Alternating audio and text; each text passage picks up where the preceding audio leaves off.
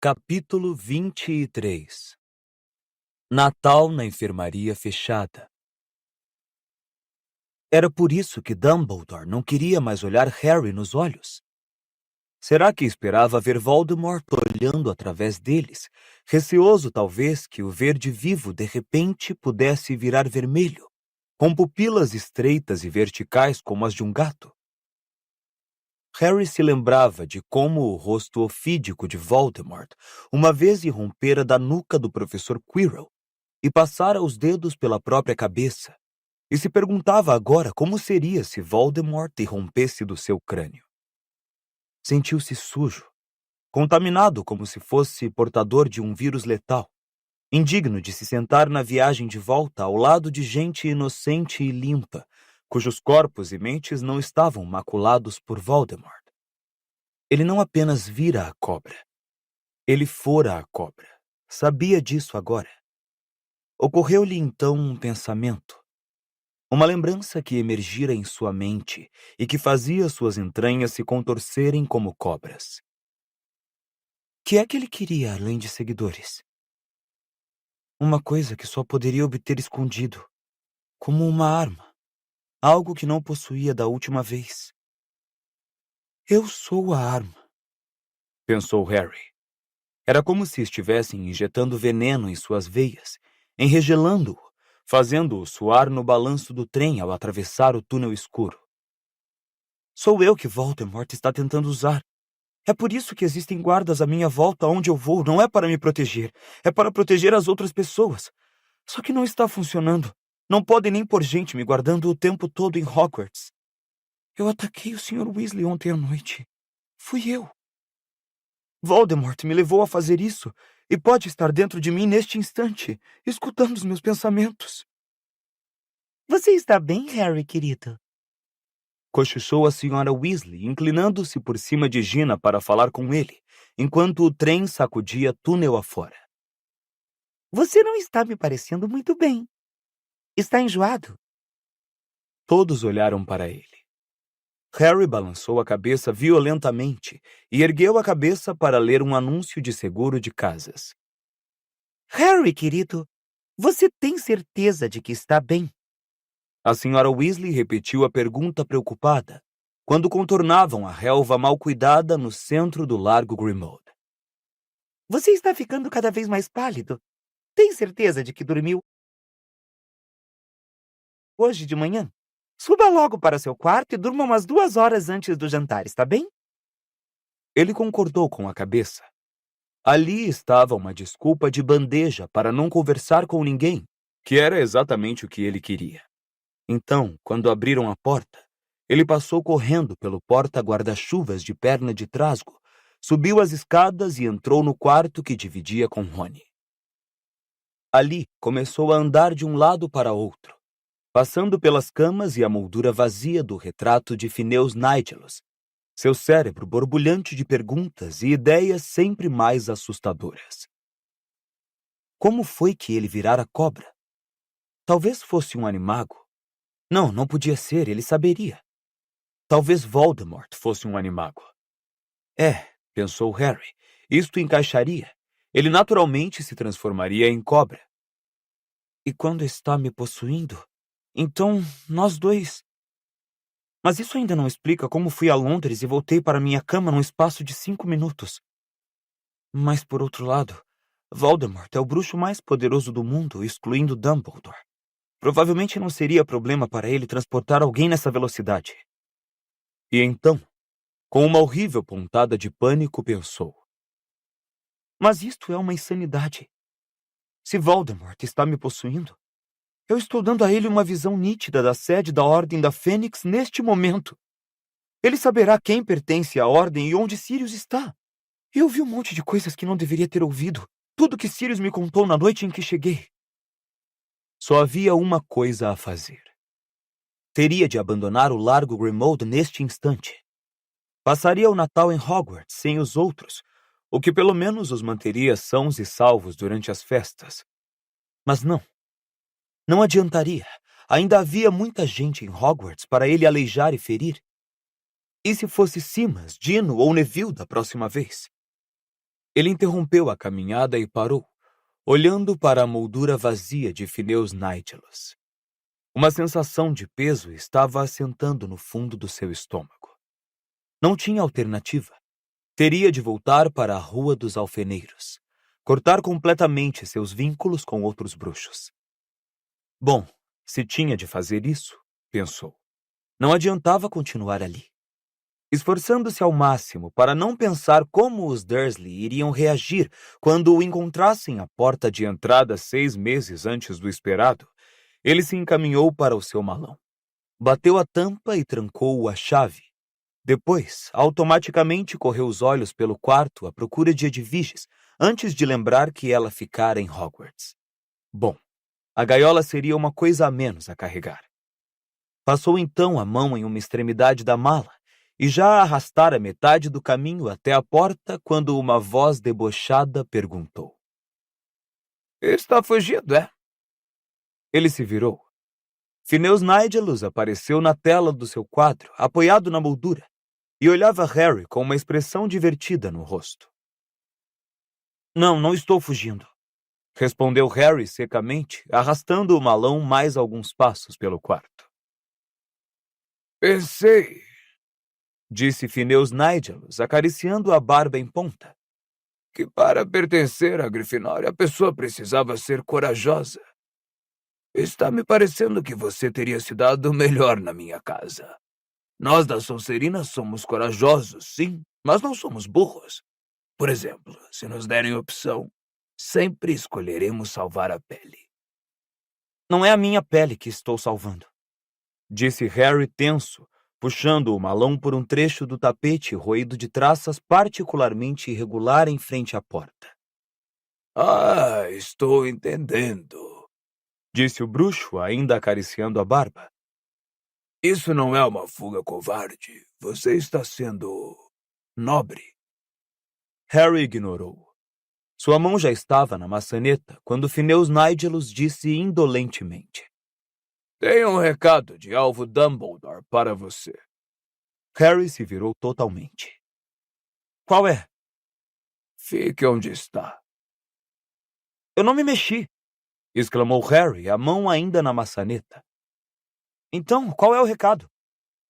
"Eu acabei de lhe dar, bobalhão", disse Phineus Nigellus serenamente. "Dumbledore manda dizer, fique onde está." "Por quê?" perguntou Harry ansioso, deixando cair o malão. "Por que ele quer que eu fique? Que mais ele disse?" "Só isso", respondeu Phineus, erguendo uma sobrancelha fina e negra, como se achasse Harry impertinente. A irritação de Harry veio à tona como uma cobra emergindo da relva alta. Estava exausto. Estava confuso além da conta. Experimentara terror, alívio e novamente terror nas últimas 12 horas, e ainda assim Dumbledore não queria falar com ele. "Então é só isso?" disse em voz alta. "Fique onde está." "Foi só o que me disseram também quando fui atacado por aqueles dementadores. Fique parado enquanto os adultos resolvem o problema, Harry. Mas não vamos nos dar ao trabalho de lhe dizer nada, porque o seu pequeno cérebro talvez não possa entender." "Sabe", disse Phineus Nigellus em tom ainda mais alto do que Harry, "era exatamente por isso que eu detestava ser professor. Os jovens são tão infernalmente convencidos de que têm absoluta razão em tudo.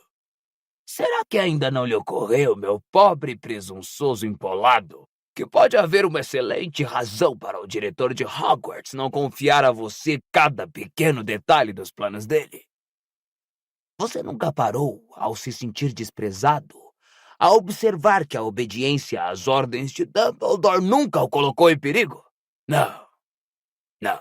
Como todos os jovens, você tem certeza de que só você sente e pensa. Só você reconhece o perigo.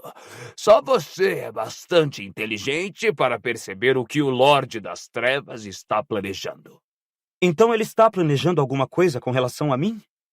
perguntou Harry depressa. "Foi isso que eu disse", retorquiu Phineus Nigellus, examinando indolentemente suas luvas de seda. Agora, se me dá licença, tenho mais a fazer do que escutar as agonias de um adolescente.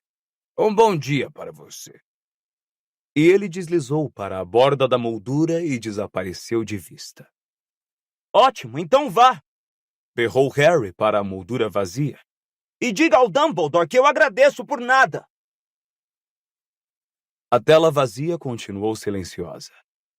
Espumando, Harry arrastou o malão de volta aos pés da cama e se atirou de cara para baixo nas cobertas roídas de traças, de olhos fechados, seu corpo pesado e dolorido. Tinha a sensação de ter viajado quilômetros sem fim. Parecia impossível que havia menos de 24 horas Cho Chang se aproximara dele sob o ramo de visgo.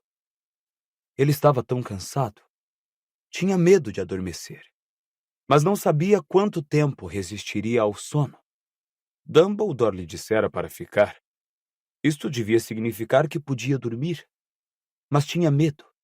E se acontecesse outra vez?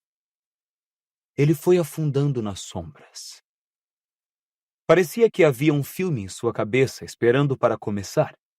Ele se viu andando por um corredor deserto em direção a uma porta preta e simples, passando por paredes de pedra tosca, archotes e um portal aberto para um lance de escada de pedra que descia à esquerda. Chegou à porta fechada, mas não conseguiu abri-la. Ficou parado olhando, desesperado para entrar. Alguma coisa que ele desejava de todo o coração estava atrás da porta. Um prêmio que superava todos os seus sonhos.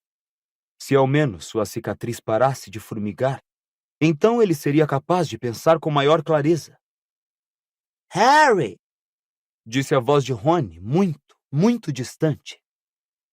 Mamãe mandou dizer que o jantar está pronto, mas que guarda alguma coisa se você quiser continuar deitado. Harry abriu os olhos, mas Rony já saíra do quarto.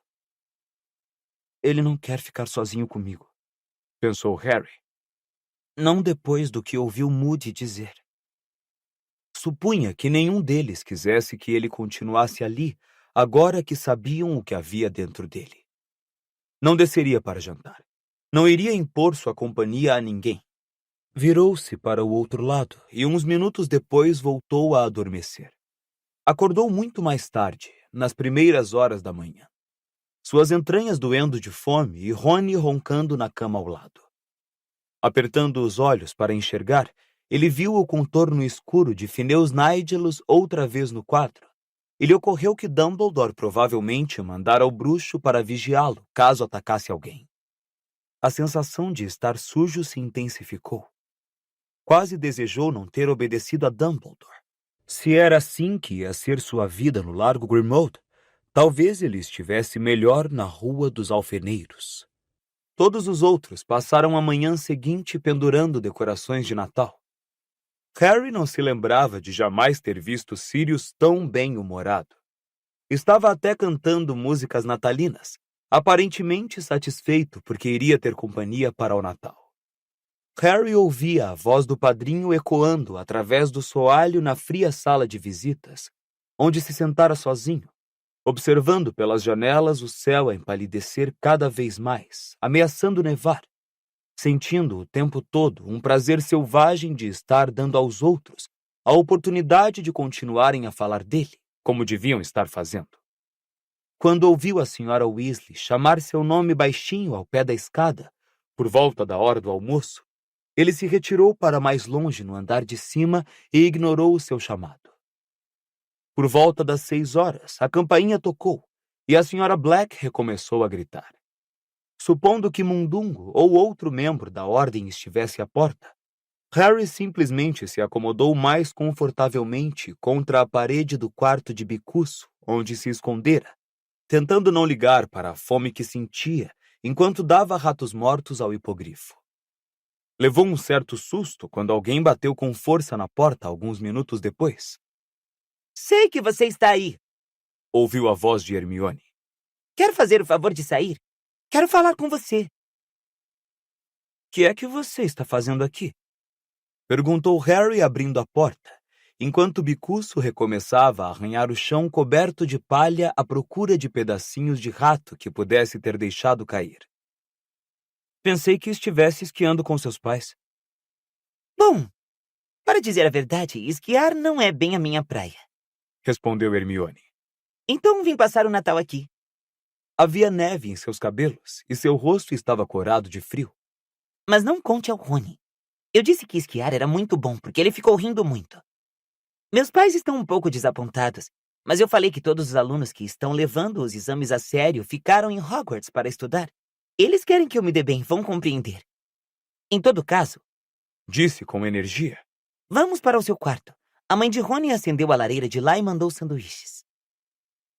Harry acompanhou-a de volta ao segundo andar. Quando entrou no quarto, ficou muito surpreso de ver Rony e Gina à sua espera, sentados na cama de Rony. Vim no noitebus andante. Disse Hermione despreocupada, tirando o casaco antes que Harry tivesse tempo de falar. Dumbledore me contou o que aconteceu ontem de manhã, mas precisei esperar o encerramento oficial do trimestre para viajar. A Umbridge já está lívida de raiva porque vocês desapareceram bem debaixo do nariz dela, embora Dumbledore tenha lhe explicado que o Sr. Weasley estava no St. Mungus e dera a todos vocês permissão para visitá-lo. Então, Ela se sentou ao lado de Gina, e as duas e Rony olharam para Harry. como é que você está se sentindo? Perguntou Hermione. Ótimo, disse Harry rígido. Ai, não mente, Harry. Disse ela com impaciência. Rony e Gina contaram que você está se escondendo de todo mundo desde que voltaram do hospital. Disseram, foi? Comentou Harry, olhando feio para Rony e Gina. Rony olhou para os pés, mas Gina continuou impassível. E está mesmo. E não quer olhar para nenhum de nós.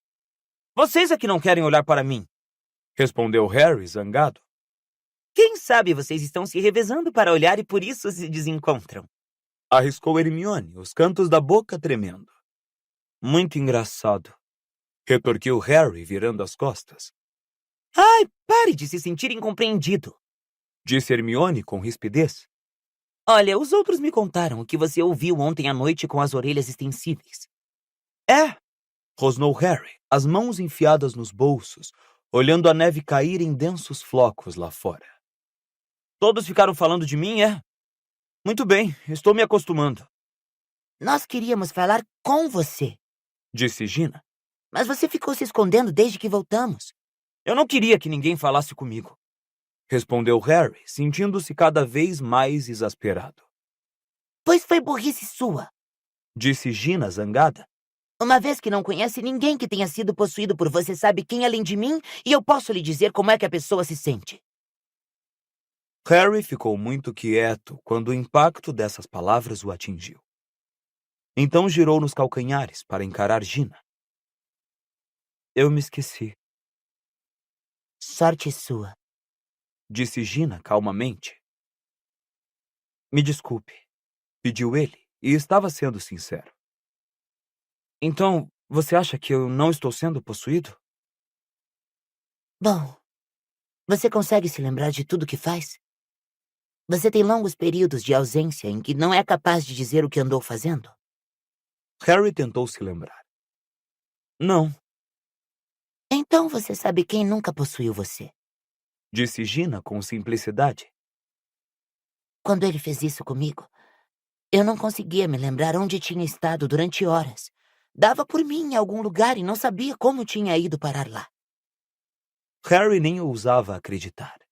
Sentiu diminuir o peso em seu peito, independentemente de sua vontade. Mas o sonho que tive sobre seu pai e a cobra, Harry, você já teve esses sonhos antes. disse Hermione. Você teve visões do que Voldemort estava tramando no ano passado. Esta foi diferente, contestou ele, balançando a cabeça. Eu estava dentro daquela cobra. Era como se eu fosse a cobra. E se Voldemort tiver me transportado para Londres? Um dia, Disse Hermione, muito exasperada. você vai ler Hogwarts, uma história, e talvez se lembre de que não é possível aparatar nem desaparatar na escola. Nem mesmo Voldemort poderia fazer você sair voando do seu dormitório, Harry. Você não saiu de sua cama, cara. Disse Rony. Eu vi você se debatendo no sono pelo menos 1 minuto antes de conseguirmos acordá-lo. Harry recomeçou a andar de um lado para outro do quarto, refletindo. O que estavam lhe dizendo não consolava apenas, fazia sentido. Sem pensar, ele tirou um sanduíche do prato em cima da cama e estufou-o vorazmente na boca. Então eu não sou uma arma, pensou Harry. Seu peito inchou de felicidade e alívio, e ele teve vontade de fazer coro a Sirius quando o ouviram passar pela porta do quarto em direção ao de bicuço, cantando Deus lhe dê a paz, alegres hipogrifos, a plenos pulmões. Como é que ele poderia ter sonhado em voltar à Rua dos Alfeneiros para passar o Natal? O prazer de Sirius em ter de novo a casa cheia, e principalmente em ter Harry de volta, foi contagioso. Deixara de ser o anfitrião carrancudo do verão.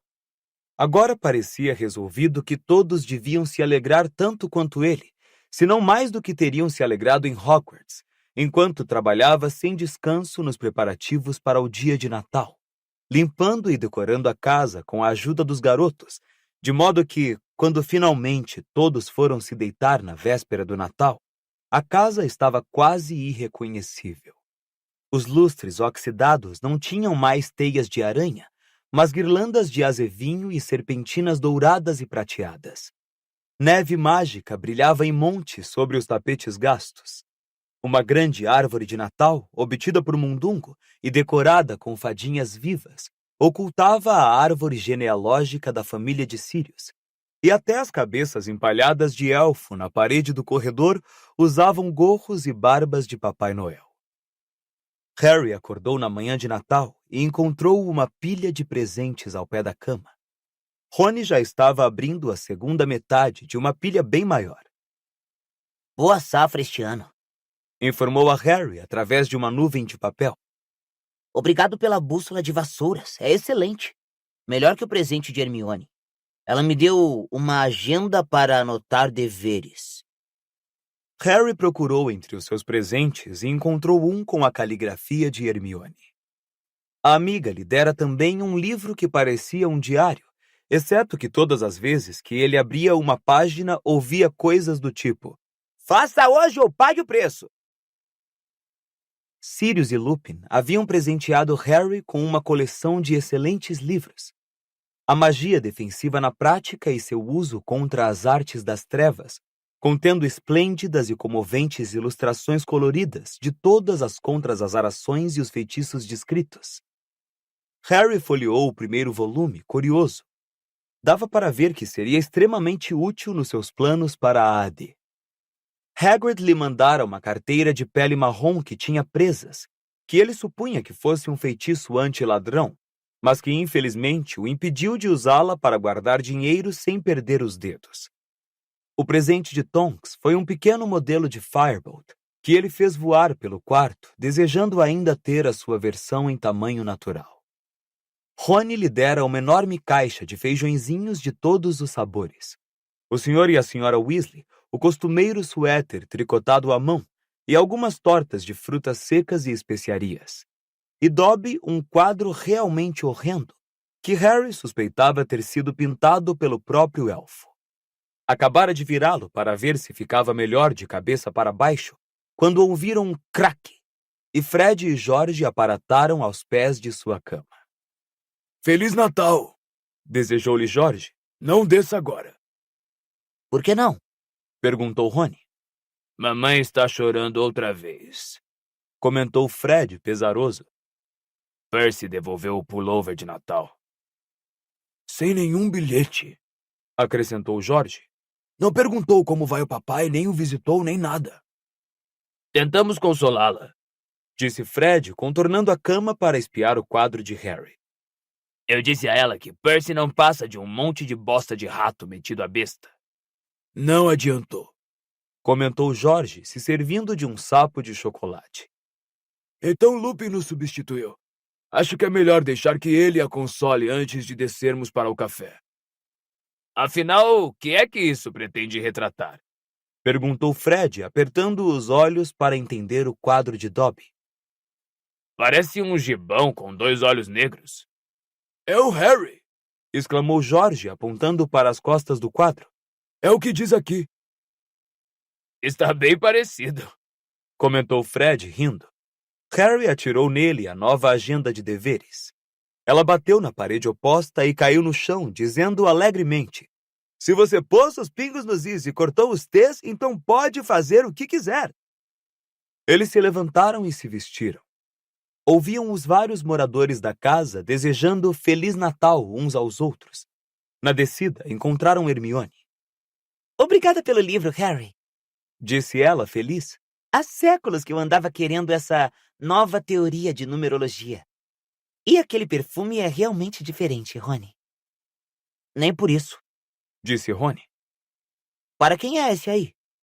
Perguntou, indicando com a cabeça o presente muito bem embrulhado que Hermione carregava. Monstro. Disse ela, animada. É melhor não ser roupa. Preveniu a Rony. Você lembra o que o Sirius disse. O monstro sabe demais, não pode ser libertado. Não é roupa. Respondeu Hermione. Embora se eu pudesse, certamente lhe daria outra coisa para usar em vez daquele trapo imundo. Não, é uma coxa de retalhos. Achei que poderia alegrar o quarto dele. Que quarto? Perguntou Harry, baixando a voz para cochichar, pois estavam passando pelo retrato da mãe de Sirius. Bom, o Sirius diz que não é bem um quarto, é mais uma toca. Explicou Hermione. Pelo que sei, ele dorme embaixo do aquecedor, naquele armário junto à cozinha. A senhora Weasley era a única pessoa no porão quando eles chegaram. Estava parada ao lado do fogão e parecia ter tido uma forte gripe quando lhes desejou Feliz Natal. E todos desviaram o olhar. Ah, então esse é o quarto do monstro? Disse Rony, indo até uma porta encardida no canto oposto à despensa. Harry nunca a vira aberta. É. Disse Hermione, agora um pouco nervosa. Acho que é melhor batermos. Rony bateu na porta com os nós dos dedos, mas não houve resposta. Deve andar bisbilhotando lá em cima. Disse ele, e sem maior hesitação escancarou a porta.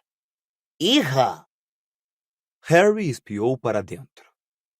A maior parte do armário estava ocupada por um enorme aquecedor antigo, mas no espacinho embaixo da tubulação, Monstro arrumara para ele um lugar que se assemelhava a um ninho. Um emaranhado de trapos variados e cobertores velhos mal cheirosos em que Monstro se aconchegava para dormir toda a noite. Aqui e ali, entre as roupas, havia pão dormido e farelos embolorados de queijo. Em um canto, brilhavam pequenos objetos e moedas que Harry imaginava que o elfo tivesse salvo, como uma pega, do expurgo que Sirius estava fazendo na casa, e também conseguira salvar as fotografias de família que Sirius jogara fora durante o verão. Os vidros podiam estar partidos, mas as pessoas em preto e branco olhavam-no com arrogância. Inclusive, ele sentiu um solavanco no estômago. A mulher de cabelos negros e pálpebras caídas, a cujo julgamento ele assistira na penseira de Dumbledore, Bellatrix Lestrange. Pelo jeito, a fotografia dela era a favorita de Monstro.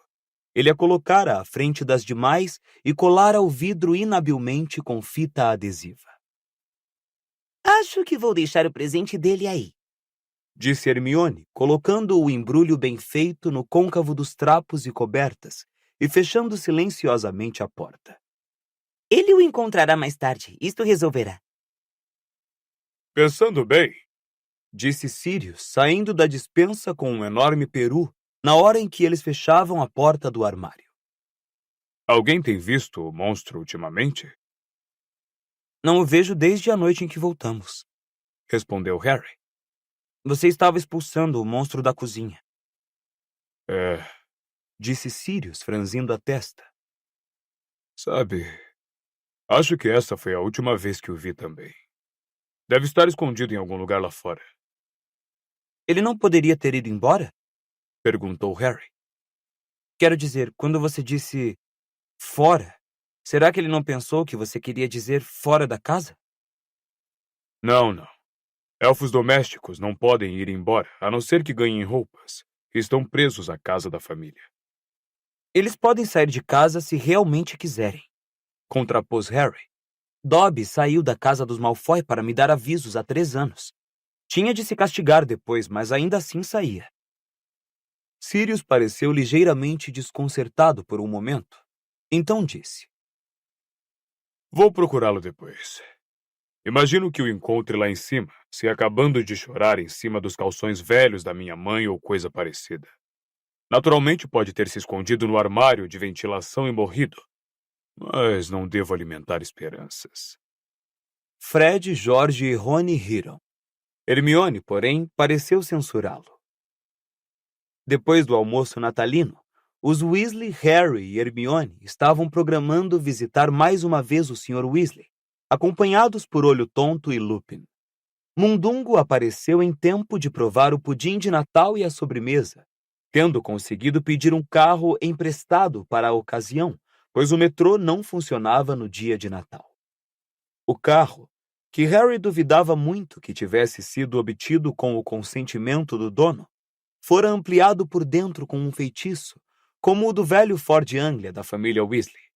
Embora externamente tivesse tamanho normal, 10 pessoas, afora Mundungo no lugar do motorista, podiam se acomodar com conforto dentro dele.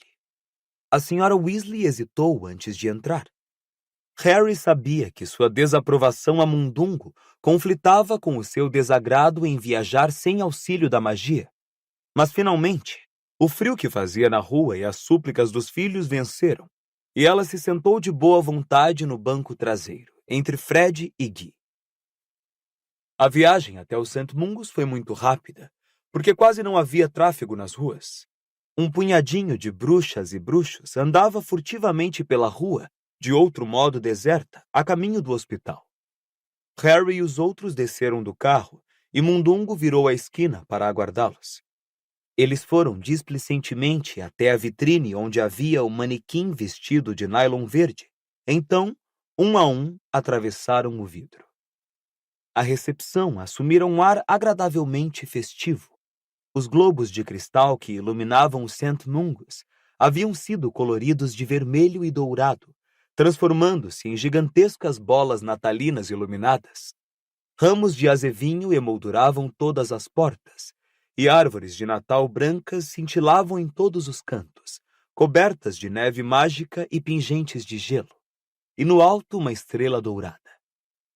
O local estava menos cheio do que da última vez, embora a meio caminho do quarto, Harry se visse empurrado para o lado por uma bruxa com uma laranjinha entalada na narina esquerda. Briga de família, é? Disse a bruxa da recepção, dando um sorriso pretensioso. A senhora é a terceira que vejo hoje. Danos causados por feitiços, 4º andar. Encontraram o Sr. Weasley recostado na cama, com os restos do almoço de Natal em uma bandeja sobre o colo e uma expressão acanhada no rosto. Tudo bem, Arthur? Perguntou a Sra. Weasley depois que todos o cumprimentaram e entregaram os presentes. Ótimo, ótimo! Respondeu ele, um pouco animado demais. Você... não viu o curandeiro Smethwick, viu? Não. Respondeu sua mulher, desconfiada. Por quê? Nada, nada. Tornou ele aéreamente, começando a desembrulhar a pilha de presentes. Bom, todos passaram um bom dia? Que foi que vocês ganharam de Natal? Ah, Harry! Isto é absolutamente maravilhoso! Acabara de abrir o presente de chaves de parafuso e fio de solda que o garoto lhe dera. A Sra. Weasley não parecia inteiramente satisfeita com a resposta do marido. Quando ele se inclinou para apertar a mão de Harry, ela deu uma espiada nas ataduras sob sua camisa. Arthur! Trocaram suas ataduras! Por que trocaram suas ataduras um dia antes, Arthur? Me disseram que não precisariam trocá-las até amanhã. Quê? Exclamou o Sr. Weasley, parecendo um tanto assustado e puxando as cobertas para cobrir o peito. Não é nada, Ele pareceu esvaziar como um balão sob o olhar penetrante da Sra. Weasley. Bom, não se aborreça, Molly, mas Augusto pai teve uma ideia. Ele é o curandeiro estagiário, sabe? Um rapaz ótimo e muito interessado em medicina complementar. Quero dizer, alguns remédios tradicionais dos trouxas, eles chamam de pontos mole e dão muito certo nos ferimentos dos trouxas. A senhora Weasley deixou escapar um grito agourento, algo entre um grito e um rosnado. Lupin se afastou da cama em direção ao lobisomem, que não tinha visitas e observava tristemente o grupo que rodeava o Sr. Weasley. Guy resmungou alguma coisa, pretextando ir apanhar uma xícara de chá, e Fred e George se levantaram de um pulo para acompanhá-lo, sorrindo. Você está querendo me dizer? Ela elevava a voz a cada palavra, aparentemente sem se dar conta de que seus acompanhantes estavam procurando um lugar para sumir. Que anda se metendo com remédios de trouxas? Me metendo não, Molly, querida, Disse ele em tom de súplica. Foi só uma coisa que pai e eu quisemos experimentar. Só que, infelizmente, bom, nesses tipos de ferimentos, não parece funcionar tão bem quanto esperávamos. O que significa? Bom, não sei se você sabe o que são pontos. Parece que você andou tentando costurar a sua pele. Disse a senhora Weasley com uma risada seca. Mas nem você, Arthur, poderia ser tão burro. Acho que também vou querer uma xícara de chá, disse Harry, ficando em pé. Hermione, Rony e Gina quase correram para a porta com Harry. Quando a porta se fechou, eles ouviram a senhora Weasley gritar: Como assim? Essa é a ideia geral! É típico do papai, disse Gina balançando a cabeça quando seguiam pelo corredor. Pontos. É mole. Bem, sabe, eles funcionam com ferimentos não mágicos. Disse Hermione, querendo ser justa. Suponho que alguma coisa no veneno daquela cobra os dissolve ou coisa parecida. Onde será que fica o salão de chá? Quinto andar, disse Harry, lembrando-se do letreiro atrás da bruxa na recepção. Eles foram andando pelo corredor, passaram por portas duplas e descobriram uma escada desconjuntada, ladeada de mais retratos de curandeiros de cara cruel. Quando subiam, os vários curandeiros chamaram os garotos, diagnosticando males estranhos e sugerindo remédios horríveis. Rony ficou seriamente ofendido quando um bruxo medieval gritou que ele tinha um caso grave de sarapintose. E o que é isso? Perguntou ele zangado, enquanto o curandeiro o perseguia por mais 6 quadros, empurrando os ocupantes para o lado. É uma doença gravíssima da pele, jovem senhor, que vai deixá-lo marcado de bexigas e ainda mais horrendo do que já é. Olha só quem está falando. Exclamou Rony com as orelhas ficando vermelhas. O único remédio é tirar o fígado de um sapo, atá-lo firmemente ao seu pescoço e na lua cheia o jovem senhor fica nu em uma barrica de olhos de enguia. Eu não tenho sarapintose. Mas as feias marcas em seu rosto, jovem senhor, São sardas. Disse Rony furioso. Agora volte para o seu quadro e me deixe em paz. Ele se virou para os outros, que estavam decididos a se manter impassíveis. Que andar é esse? Acho que é o quinto. Disse Hermione. Não, é o quarto, contestou Harry. Mais um. Mas ao chegar ao patamar, ele parou de chofre, arregalando os olhos para uma pequena janela recortada nas portas duplas que marcavam o início de um corredor com o letreiro Danos causados por feitiços. Um homem os espiava com o nariz colado no vidro. Tinha cabelos louros ondulados, olhos azul vivos e um grande sorriso fixo que revelava dentes ofuscantemente brancos. Caracas! Exclamou Rony, olhando também para o homem. Ai, minha nossa! Exclamou Hermione de repente, parecendo ofegar. Professor Lockhart! O antigo professor de defesa contra as artes das trevas abriu as portas e se encaminhou para eles, usando um longo roupão lilás. Ora, alô vocês aí! chamou. Imagino que queiram o meu autógrafo, não é? Ele não mudou nadinha, murmurou Harry para Gina, que sorriu. Como vai, professor? Perguntou Rony, se sentindo um pouco culpado. Fora sua varinha defeituosa que afetara assim a memória de Lockhart, e ele fora parar no St. Mungo's.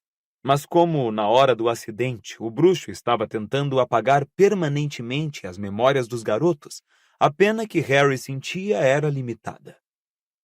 Estou muito bem, obrigado. Respondeu o professor exuberante, puxando do bolso uma pena de pavão já muito amassada. Então, quantos autógrafos vocês querem?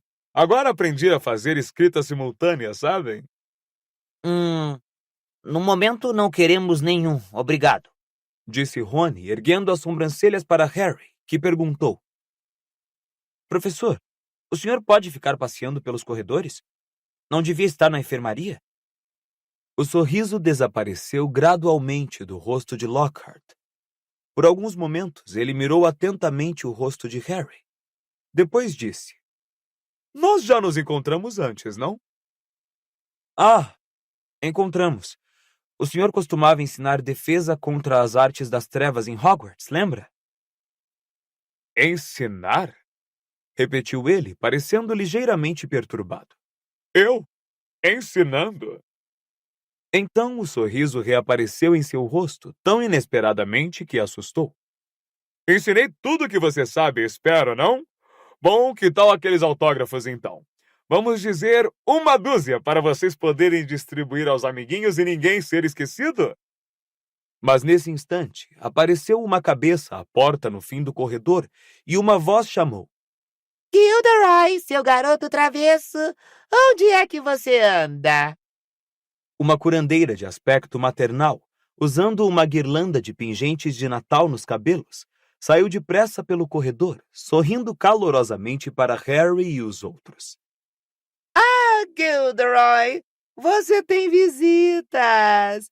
Que beleza! E no dia de Natal! Sabe, ele nunca recebe visitas, coitadinho, e não consigo imaginar por quê. Ele é tão gracinha, não é?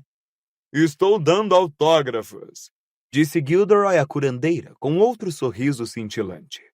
Eles querem muitos e não aceitam não como resposta. Só espero que tenhamos fotografias suficientes. Escutem só ele! Falou a curandeira, segurando o braço de Lockhart e sorrindo carinhosamente para o bruxo, como se ele fosse uma criança precoce de 2 anos. Ele era muito conhecido há alguns anos. Temos esperanças de que esse gosto pelos autógrafos seja um sinal de que sua memória esteja voltando. Querem vir por aqui? Ele está em uma enfermaria fechada, sabem? Deve ter escapulido enquanto entrava com os presentes de Natal. Normalmente a porta fica trancada. Não que ele seja perigoso, mas... E ela baixou a voz e sussurrou. É um perigo para ele mesmo. Deus o abençoe. Não sabe quem é, entendem? Sai por aí e não consegue se lembrar como voltar. Que bom vocês terem vindo vê-lo. Ah! Fez Rony, apontando inutilmente para o andar de cima. Na verdade, estávamos... Mas a curandeira sorria para eles ansiosa, e o murmúrio com que Rony disse tomar uma xícara de chá? Se perdeu. Os garotos se entreolharam impotentes e acompanharam Lockhart e a curandeira pelo corredor. Não vamos nos demorar, disse Rony em voz baixa. A curandeira apontou a varinha para a porta da enfermaria Jano Thick e murmurou. Alô, Romora! A porta se abriu e ela entrou à frente, segurando com firmeza o braço de Gilderoy, e o acomodou em uma poltrona ao lado da cama. Esta é a nossa enfermaria para doenças prolongadas, informou a Harry, Hermione e Gina em voz baixa. Para danos permanentes causados por feitiços. É claro que com tratamento intensivo, com poções e feitiços e um pouco de sorte, podemos obter alguma melhora. Gilderoy parece estar recuperando alguma consciência. E conseguimos uma melhora sensível no Sr. Bode. Parece estar recuperando a capacidade de falar bastante bem. embora ainda não fale uma língua reconhecível. Bem, preciso terminar de entregar os presentes de Natal. Vou deixar vocês conversarem. Harry olhou ao seu redor. A enfermaria apresentava sinais inconfundíveis de ser uma casa permanente para seus pacientes. Havia um número maior de pertences pessoais perto das camas do que na enfermaria do Sr. Weasley. A parede em torno da cabeceira da cama de Gilderoy, por exemplo, estava empapelada com fotos dele, todas sorrindo com dentes à mostra, acenando para os recém-chegados. Ele autografara várias delas em uma caligrafia infantil e desajeitada. No momento em que a curandeira o deixou na poltrona, Gilderoy puxou para perto uma pilha de fotos, apanhou uma pena e começou a assiná-las febrilmente. "Você pode colocá-las no envelope", disse Gilderoy, atirando no colo de Gina uma a uma as fotos autografadas à medida que as assinava. "Não estou esquecido, sabe? Não, ainda recebo muitas cartas de fãs. Gladys Goodman escreve semanalmente. Eu só queria saber por quê." Ele se calou, parecendo ligeiramente intrigado. Em seguida sorriu e voltou a assinar as fotos com renovado vigor. "Suspeito que seja apenas pela minha beleza." Um bruxo de rosto macilento e ar triste estava deitado na cama oposta, contemplando fixamente o teto. Resmungava sozinho e parecia inconsciente de tudo o mais. 2 camas adiante, havia uma mulher com a cabeça inteira coberta de pelos. Harry lembrou-se de uma coisa parecida que acontecera a Hermione no 2º ano de escola, embora, felizmente em seu caso, o dano não tivesse sido permanente. A um extremo da enfermaria, tinham corrido cortinas floridas em torno de 2 camas para proporcionar aos ocupantes e suas visitas um pouco de privacidade. Tome, Agnes! Disse a curandeira animada à mulher de cara peluda, entregando-lhe uma pequena pilha de presentes de Natal. Está vendo? Você não foi esquecida. E seu filho mandou uma coruja avisando que vem visitá-la hoje à noite. Então, é uma coisa boa, não é? Agnes soltou vários latidos fortes. E olhe só, Broderico! Mandaram-lhe um vaso de planta e um lindo calendário com um hipogrifo diferente para cada mês. Isso vai alegrar as coisas, não acha? Disse a curandeira, e se aproximando do homem que resmungava, colocou uma planta muito feia, com longos tentáculos, sobre o seu armário de cabeceira e pregou o calendário na parede com a varinha. Senhora Longbottom, a senhora já está indo embora? Harry virou a cabeça depressa. As cortinas em torno das 2 camas no extremo da enfermaria tinham sido abertas, e 2 visitantes vinham pelo corredor que dividia as camas. Uma velha bruxa de aparência formidável, usando um longo vestido verde, uma pele de raposa comida de traças e um chapéu cônico enfeitado com o que era, sem erro, um urubu empalhado, e acompanhando-a, com uma expressão totalmente deprimida, Neville. Com um clarão de instantânea compreensão, Harry percebeu quem deviam ser as pessoas nas camas do fim da enfermaria. Olhou para todos os lados aflito, procurando uma maneira de distrair os outros para que Neville pudesse sair da enfermaria sem que o vissem nem lhe perguntassem nada. Mas Rony também erguera a cabeça ao ouvir o nome Longbottom, e antes que Harry pudesse impedi-lo, chamou. Neville! Neville se assustou e se encolheu, como se uma bala tivesse acabado de passar por ele de raspão. Somos nós, Neville! Disse Rony animado, levantando-se. Você viu? O Lockhart está aqui. Quem é que você estava visitando? Seus amigos, Neville, querido. Perguntou gentilmente a avó do garoto, examinando os 3. Neville pareceu desejar que estivesse em qualquer outro lugar do mundo, menos ali. Um colorido vermelho arroxeado foi subindo pelo seu rosto gorducho, e ele tentou evitar fazer contato visual com qualquer um deles. Ah, sim! Disse a avó, fitando Harry e estendendo a mão enrugada que lembrava uma garra para ele apertá-la. Sim, eu sei quem é você, é claro. Neville fala muito bem de você. Obrigado, disse Harry, apertando a mão estendida. Neville não ergueu os olhos, fixava os próprios pés, o rubor em seu rosto aumentando sem parar. E vocês dois são obviamente os Weasley, continuou a Sra. Longbottom, oferecendo regiamente a mão a Rony e depois a Gina. Eu conheço seus pais. Não muito bem, é claro. São boa gente, boa gente. E você deve ser Hermione Granger. Hermione parecia muito surpresa que a Sra. Longbottom soubesse seu nome, mas apertou-lhe a mão assim mesmo. Neville me contou tudo sobre você. Ajudou-o a sair de alguns apuros, não foi? Ele é um bom menino, disse, lançando ao neto um olhar de severa apreciação do alto do nariz. Mas receio dizer que não tem o talento do pai. E ela indicou com um aceno brusco de cabeça as duas camas no fim da enfermaria, fazendo o urubu empalhado no chapéu tremer assustadoramente. Quê? Exclamou Rony, parecendo admirado. Harry queria pisar o pé do amigo, mas isso é muito mais difícil de fazer sem ninguém notar quando se está usando jeans em vez de vestes. É o seu pai que está ali, Neville? Que é isso? Exclamou a Sra. Longbottom com severidade. Você não contou aos seus amigos o que aconteceu com seus pais, Neville? Neville deu um suspiro profundo, olhou para o teto e balançou a cabeça. Harry não se lembrava de ter sentido mais pena de alguém, mas não conseguia pensar em algum jeito para ajudar Neville a sair daquela situação. Ora, não é nenhuma vergonha, disse a Sra. Longbottom, zangada. Você devia sentir orgulho, Neville. Orgulho! Eles não deram a saúde e a sanidade para seu único filho ter vergonha deles, entende? Eu não sinto vergonha, explicou Neville com a voz fraquinha, ainda olhando para qualquer lado, menos para Harry e os outros.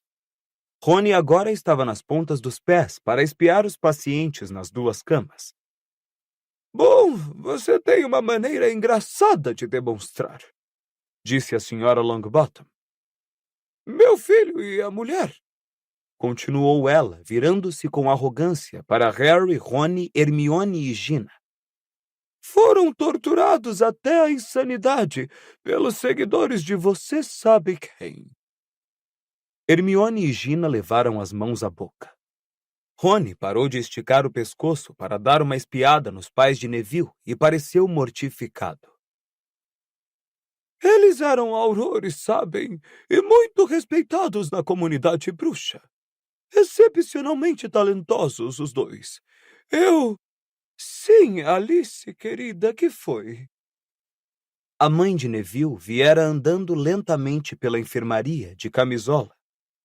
Já não tinha o rosto cheio e feliz que Harry vira na velha fotografia de Moody com os participantes da Ordem da Fênix inicial. Seu rosto estava fino e cansado agora. Os olhos pareciam grandes demais e seus cabelos tinham ficado brancos, ralos e sem vida. Ela não parecia querer falar, ou talvez não fosse capaz, mas fez gestos tímidos em direção a Neville, segurando alguma coisa na mão estendida. Outra vez, disse a Sra. Longbottom, parecendo um tantinho cansada. Muito bem, Alice, querida, muito bem. Neville, apoie o que quer que seja. Mas Neville já esticara a mão, em que a mãe deixou cair uma embalagem de chicles de baba e bola. Muito bem, querida, tornou a avó de Neville num tom falsamente animado, dando palmadinhas no ombro da mãe do garoto. Mas Neville disse baixinho: Obrigado, mamãe. A mãe voltou vacilante para o fundo da enfermaria, cantarolando para si mesma. Neville olhou para os outros, uma expressão de rebeldia no rosto, como se os desafiasse a rir. Mas Harry achava que nunca vira nada menos engraçado na vida. Bom, é melhor irmos andando, suspirou a Sra. Longbottom, calçando longas luvas verdes. Foi um prazer conhecer vocês. Neville, põe a embalagem na cesta. A esta altura, ela já deve ter lhe dado o suficiente para empapelar o seu quarto. Mas quando saíram, Harry tinha certeza de ter visto Neville guardar a embalagem do chicle no bolso. A porta se fechou. Eu nunca soube. Disse Hermione com cara de choro. Nem eu. Disse Rony com a voz meio rouca. Nem eu. Sussurrou Gina. Todos olharam para Harry. Eu sabia, confirmou ele abatido. Dumbledore me contou, mas eu prometi não repetir para ninguém. Foi por isso que Bellatrix Lestrange foi mandada para Azkaban, por usar a maldição Cruciatus nos pais de Neville até eles enlouquecerem. Bellatrix Lestrange fez isso? Sussurrou Hermione horrorizada. Aquela mulher de quem um monstro guarda a fotografia na toca. Fez-se um longo silêncio, interrompido pela voz zangada de Lockhart. Olhem, eu não aprendi escrita simultânea à toa, sabem?